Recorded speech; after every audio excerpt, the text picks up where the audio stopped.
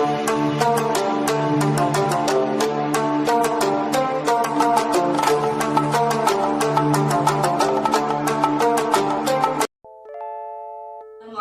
warahmatullahi wabarakatuh.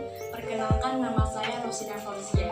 Saya di sini dari perwakilan kelompok 1 tentang hakikat manusia yang terdiri dari asal-usul manusia, bentuk keistimewaan dan kekurangan manusia, dan juga hubungan manusia dengan Tuhan, hubungan manusia dengan lingkungan, karakter atau kriteria muslimah kafah, dan juga dalil nakli tentang hak asasi manusia, dalil akli tentang kedudukan dan kehormatan manusia. Langsung saja, hakikat manusia dalam Islam yaitu makhluk yang diciptakan dan diperintahkan untuk menjaga dan mengelola bumi.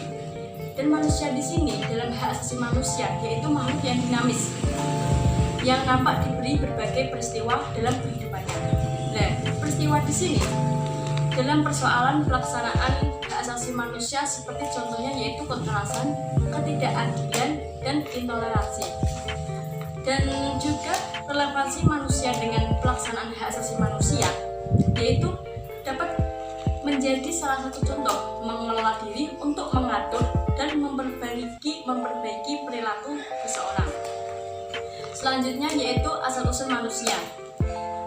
Di antara lafal-lafal yang terkandung atau dalam Al-Quran mengenai asal-usul manusia yaitu salah satunya yaitu manusia terbuat dari air.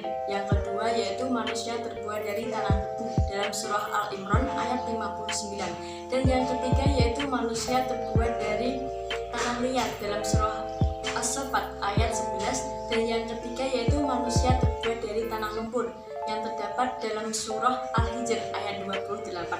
Dan yang kelima yaitu manusia terbuat dari tanah tembikar dalam surah Ar-Rahman ayat 14. Dan yang keenam yaitu manusia terbuat dari saripati tanah yang terdapat dalam surah Al-Mu'min ayat 12-16. Dan yang terakhir yaitu manusia terbuat dari tanah bumi dalam surah An-Najm ayat 32. Selanjutnya yaitu potensi-potensi atau keistimewaan manusia. Nah, di sini kita sebagai manusia kan belum tahu apa itu potensi-potensi kita atau keistimewaan yang kita miliki. Nah, di sini saya akan menjelaskan beberapa potensi manusia. Yang pertama yaitu potensi akal, dan yang kedua yaitu potensi roh, dan yang ketiga yaitu potensi qalbu atau hati, dan yang keempat yaitu potensi fitrah, dan yang terakhir yaitu potensi nafs. Di sini potensi akal yaitu seperti halnya kita berpikir atau mengemukakan gagasan untuk menjadi seorang pemimpin di muka bumi ini. Dan yang kedua yaitu potensi roh. Dan yang ketiga yaitu potensi qalbu. Qalbu di sini tidak melulu tentang hati, akan tetapi sebuah wadah tentang rasa sakit atau takut, cinta, dan keimanan. Dan yang ketiga yaitu yaitu potensi fitrah. Fitrah di sini bukan melulu tentang kesedihan, akan tetapi potensi fitrah di sini yaitu tentang bawaan sejak lahir, yaitu membawa agama Islam untuk menuju jalan yang lebih lurus. Dan yang terakhir yaitu potensi nafs. Di sini potensi nafs bukan tentang keburukan saja, akan tetapi ada potensi positif dan potensi negatif. Dan di sini potensi negatif lebih cenderung atau lebih kuat daripada potensi positif. Selanjutnya akan saya jelaskan di video yang selanjutnya. Terima kasih. Selanjutnya saya akan jelaskan tentang hubungan manusia dengan Tuhan. Ya, di sini sifat hubungan antara manusia dengan Allah dalam ajaran Islam bersifat timbal balik, yaitu bahwa manusia melakukan hubungan dengan Tuhan dan Tuhan juga melakukan hubungan dengan manusia. Tujuan hubungan manusia dengan Allah adalah dalam rangka pengabdian atau ibadah.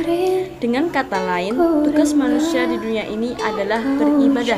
Surah Al-Dzariyat ayat 50. Selanjutnya yaitu mengenai muslimah kafah. Ya, di sini karakter atau kriteria muslimah kafah adalah menjalankan kewajiban dan menjauhi larangan dari Allah Subhanahu wa taala, melaksanakan seluruh ajaran Islam tanpa terkecuali, sehingga ia tidak boleh memilih hukum Islam yang ia senangi dan meninggalkan hukum Islam yang tidak ia sukai. Selanjutnya yaitu dalil nakli tentang hak asasi manusia. Hak asasi manusia dalam Islam telah ada dalam Al-Quran dan hadis. Hak asasi manusia dalam Islam tertuang secara jelas untuk kepentingan manusia, yaitu lewat syariat Islam yang diturunkan melalui wahyu. Sistem hak asasi manusia Islam mengandung prinsip-prinsip dasar tentang persamaan, kebebasan, dan penghormatan terhadap sesama manusia. Hal ini sesuai dengan firman Allah dalam surah Al-Hujurat ayat 13. A'udzu billahi minasyaitonir rajim. Bismillahirrahmanirrahim. Ya ayyuhan nasu inna khalaqnakum min dzakarin wa unsa waja'alnakum syu'uban wa qabaila lita'arafu. Inna akramakum 'indallahi atqakum. Innallaha 'alimun khabir. Yang artinya, hai manusia, sesungguhnya kami menciptakan kamu dari seorang laki-laki dan seorang perempuan, dan menjadikan kamu berbangsa-bangsa dan bersuku-suku supaya kamu saling kenal mengenal. Sesungguhnya orang yang paling mulia di antara kamu di sisi Allah ialah orang yang paling takwa di antara kamu. Sesungguhnya Allah Maha Mengetahui lagi Maha Penyayang. Quran Surah Al-Hujurat ayat. Selanjutnya yaitu dalil akli tentang penghormatan dan kedudukan manusia. Manusia merupakan makhluk yang dibekali Allah dengan potensi fisik maupun psikis yang memiliki potensi untuk berkembang. Allah Subhanahu wa Ta'ala dalam menurunkan wahyu kepada Nabi Muhammad SAW tentu bertujuan untuk kemaslahatan hambanya. Tujuan disyariatkannya hukum atau prosedur syariah adalah tujuan Allah menetapkan hukum-hukum untuk mencapai kemaslahatan hidup manusia, sekaligus juga menghindari berbagai kerusakan baik di dunia maupun di akhirat.